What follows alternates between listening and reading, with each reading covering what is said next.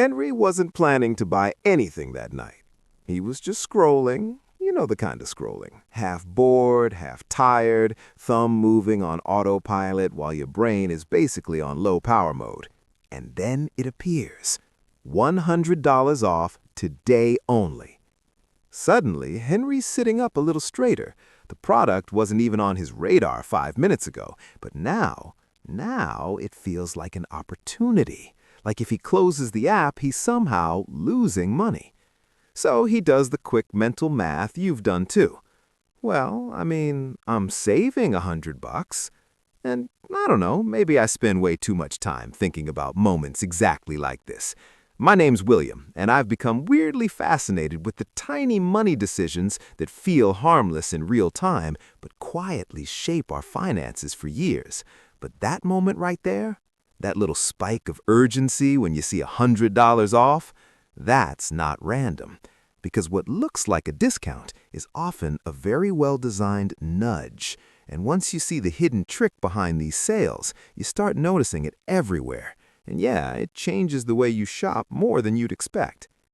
The moment that feels like winning. Here's what makes the $100 off trick so powerful. It doesn't feel like spending. It feels like winning.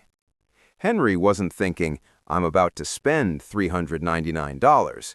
He was thinking, I'm saving $100.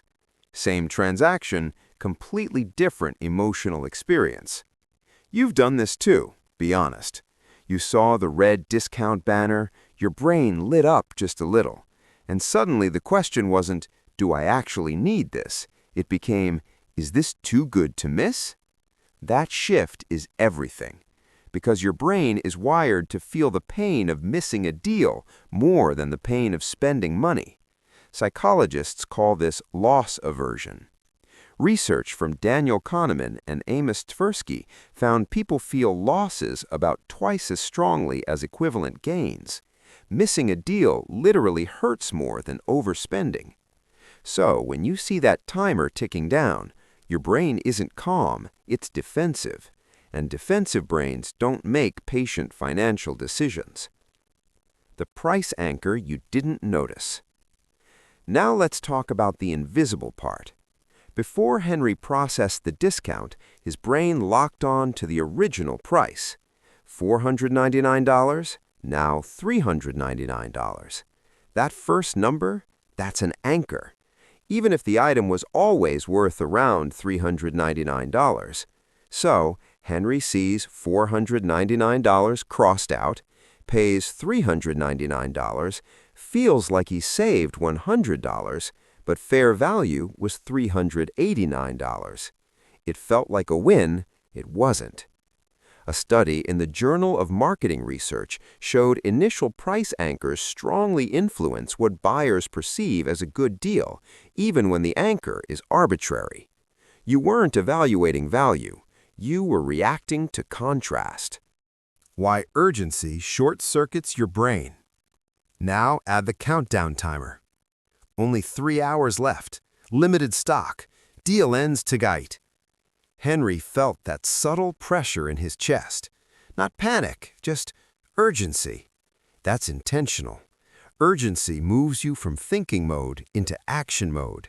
You stopped comparing, stopped researching, stopped asking, do I need this? Research from the University of Southern California found scarcity messaging significantly increases purchase intent even when the product doesn't change. You told yourself, it's fine, I work hard, I was going to buy something soon anyway. Worst case, I return it. Totally normal thoughts. But here's the pattern. You didn't buy because the item improved. You bought because the clock got loud. The real trick, you weren't planning to spend. This part is sneaky. Discount marketing works best when you had zero intention of buying. Henry opened the app just to browse, zero purchase intent. But the discount flipped the frame from should I spend money to should I miss this deal? That's a psychological trapdoor. A McKinsey & Company report found promotional triggers can boost impulse purchases by over 30% in some retail categories. Not because the product changed, because your mindset did. And you didn't feel manipulated, you felt clever. The small leak that adds up. One discounted purchase won't ruin you, obviously, but patterns do. Henry grabbed one deal in January, another flash sale in March, holiday discounts in November. Each one harmless. Together, expensive. Tiny example. Henry makes 4 $100 off impulse buys yearly. Extra spending, $1,200 per year. Invested at 8% for 20 years, approximately $55,000. That's the quiet leak. You weren't reckless, you were responsive.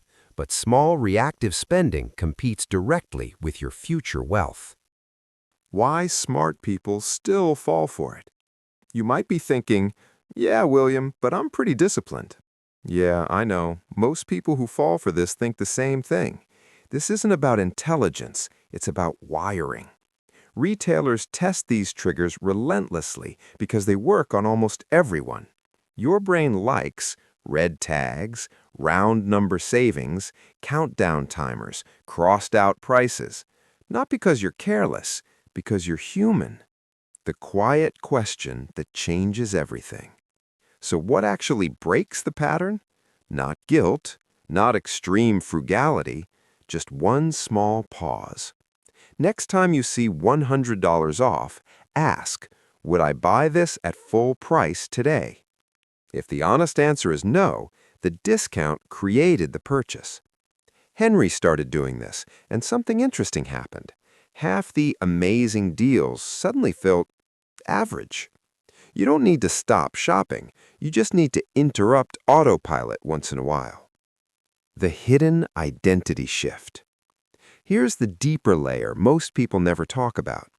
At first, these purchases feel like small wins, little upgrades, tiny rewards for working hard. But over time, they quietly train your identity. You start seeing yourself as someone who responds to deals instead of someone who decides intentionally. That shift is subtle, but powerful.